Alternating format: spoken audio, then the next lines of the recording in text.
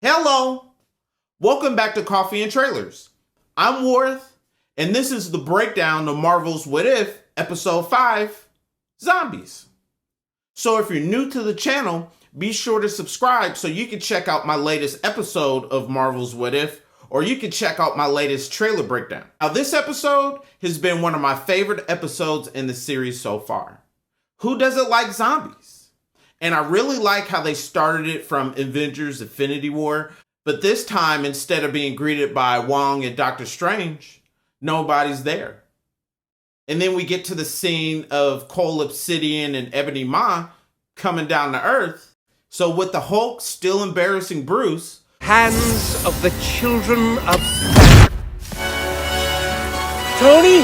Oh boy, are you guys screwed. But then all of a sudden, Tony, Doctor Strange, and Wong come out to save the day.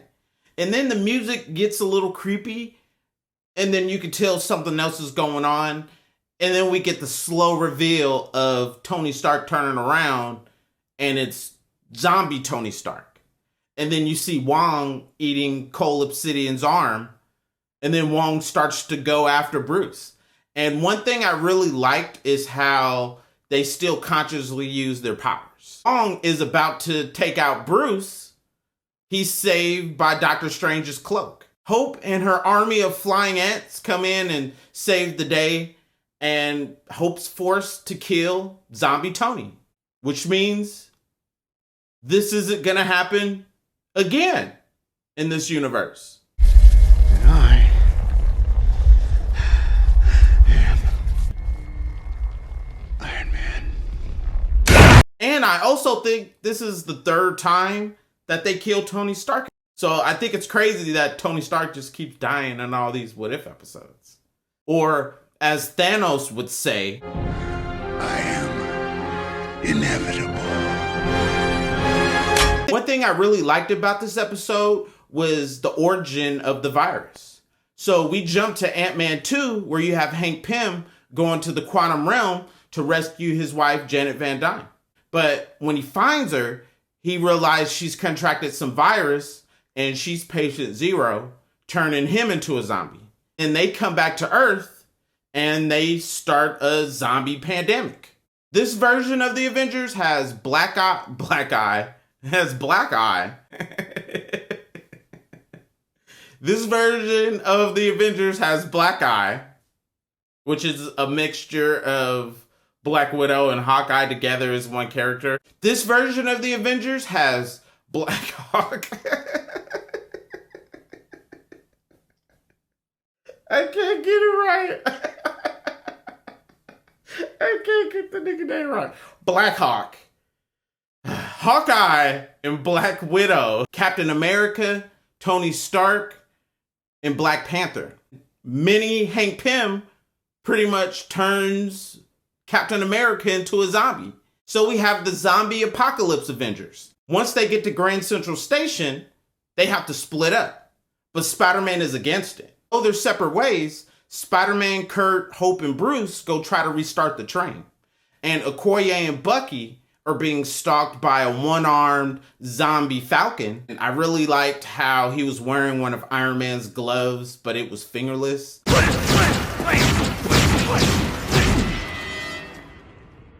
An arrow goes through Happy's shoulder, and then he gets pulled into the darkness. Sharon Carter gets shot by one of Hawkeye's arrows, and I really liked how all the zombies still consciously used all their abilities in a really good, skillful way. It wasn't even like a zombie Hawkeye shooting. It was like the real Hawkeye, but a zombie. Sharon Carter's forced to kill zombie Happy. Okoye slices zombie Falcon in half, and Bucky has one of the funnier responses. That was your friend. Sorry about that.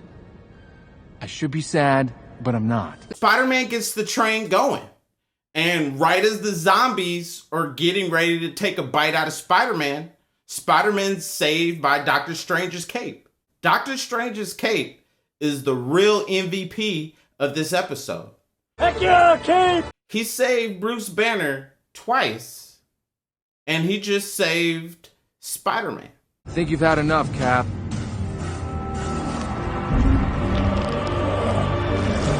Sharon Carter gets taken out by zombie Captain America, and now Bucky and zombie Captain America must face off in this train.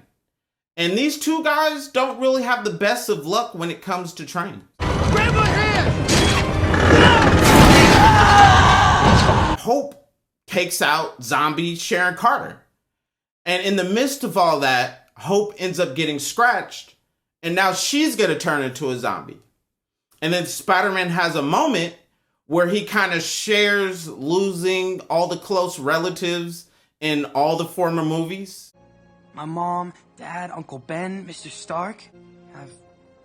I've lost a lot. So he mentions losing his parents. The focus of Andrew Garfield's Amazing Spider-Man is him losing his parents. And then he mentions losing Uncle Ben. Tobey Maguire's Spider-Man lost Uncle Ben. And then he also mentioned losing Aunt May.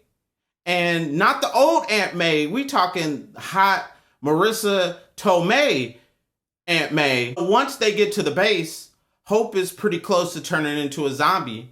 And now they see thousands of zombies. And the only way to get there is for Hope to become Giant Hope, and carry him across these thousands of zombies into the base. Once she carries them over the base, Hope gets taken out by all these zombies. And I couldn't help but think, man, that's gonna be one big ass zombie. Oh, Vision. You're a Vision. Vision scares Spider-Man, and I really liked how they did the suspenseful music in this episode, because despite it being a cartoon, it still had its suspenseful moments. No, oh no! I totally just jump scared you. I'm so sorry. I didn't mean to. We even learned that Vision has come up with the cure because Scott Lang is cured, but he's just ahead.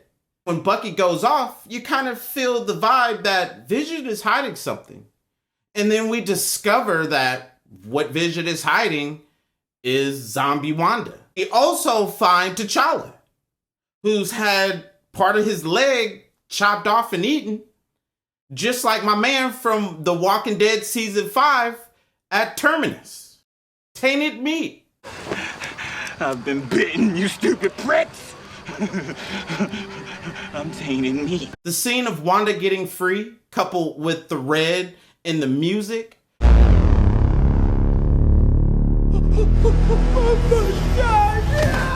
is very horror-like. And if it was real life, it would scare the shit out of me. Vision finally comes to his senses and saves everybody. Or at least he tries to save everybody, because he fails to save Okoye, who falls victim to zombie Wanda. Wakanda forever. Wakanda forever! Vision must atone for his mistakes, and he decides to rip the Mind Stone out and give it to him. I don't really understand the reasoning of that, because now all those zombies are gonna come, and you can't be there to help defend them against zombie Wanda. And zombie Wanda gets to Bucky Barnes, but there's no way Bucky Barnes survived that. The Hulk becomes the Hulk, and he actually gets in there and starts whooping on the zombies and hanging with Wanda. But they actually don't show the Hulk die. So I'm not necessarily sure what happens to the Hulk. But I know one zombie I would not want to mess with is Hulk zombie. Scott jinxed them getting away by saying they're gonna get away, and Spider-Man lets him know. We did it! We really did it! No, don't jinx it! Doesn't anybody here watch horror movies? Giant zombie Hope tries to stop them and almost does stop them. Spider-Man jinxes it for them by saying once they get to Wakanda, they're gonna save the world. The world could use a little heart right now. And once we get this to Wakanda, we're gonna save the world. But little did they know, zombie Thanos awaits them with the Infinity Gauntlet. Now, what did you think of Marvel's What If episode 5? And I really like how they did the episode. How Janet Van Dyne was patient zero, and she brought the disease back from the quantum realm. And her and Hank Pym pretty much turned the world and the Avengers into zombies. And I really liked how the Avengers and everybody else with abilities was still consciously using their abilities as if they were still alive. And that's why it was one of my favorite episodes. Is this one of your favorite episodes in the Marvel's What If series? Let me know in the comments what your favorite episode is. And as always, until next time.